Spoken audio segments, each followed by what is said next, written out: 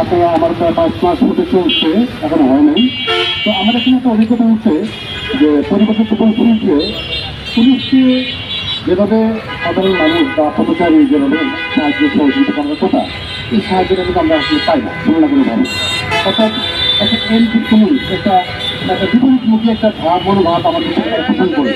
যেমন ধরেন, আপনারা হয়তো জানেন, নিশ্চয়ই জানেন, মহামান্য হাইকোর্ট থেকে শুরু করে, মহামান্য রাষ্ট্রপতি থেকে শুরু করে, বিআরটি চেয়ারম্যান মহোদয় থেকে শুরু করে, এরকম প্রায় 9টা প্রজ্ঞাপনের বুকে আমার কাছে আছে যে হাইওয়েতে থ্রি হুইলার বলতে যা বোঝায়, সিএনজি, অটো রিক্সা, ব্যাটারি রিক্সা, অর্থাৎ 3 টাকা পরিবহন নিষিদ্ধ। কিন্তু আমাদের পুলিশের লোক বলে সেটা আমরা এটা পুরোপুরি বাস্তবায়ন করতে পারছি না। কিন্তু এর অর্থ এই নয় যে ওদেরকে আমার হাইওয়ের মধ্যে জায়গা দিতে হবে, এর অর্থ এই নয় ওদেরকে আমার জায়গা দিতে হবে। এটা কিন্তু সম্পূর্ণ বেআইনি কথাবার্তা। আমি কখনোই থ্রি হুইলারকে আমি হাইওয়েতে একটা করার মতো মুক্তি আমার নাই, আইনগতভাবেই নাই, আইনগতভাবেই এটা নাই।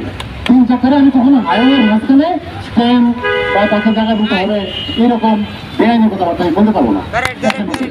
আর আপনারা, আমি এটার প্রতি আমি যে মামলা দিচ্ছি, আমি এটা করবো, আমার মামলা কিন্তু প্রতিদিন চলবে। আমার বলে তারপরে আমি কাগজপত্রের ব্যাপারটা বানিয়ে দিলাম, কিন্তু আপনারা নিয়মের মাধ্যমে আসেন, নিয়মের মাধ্যমে আসেন।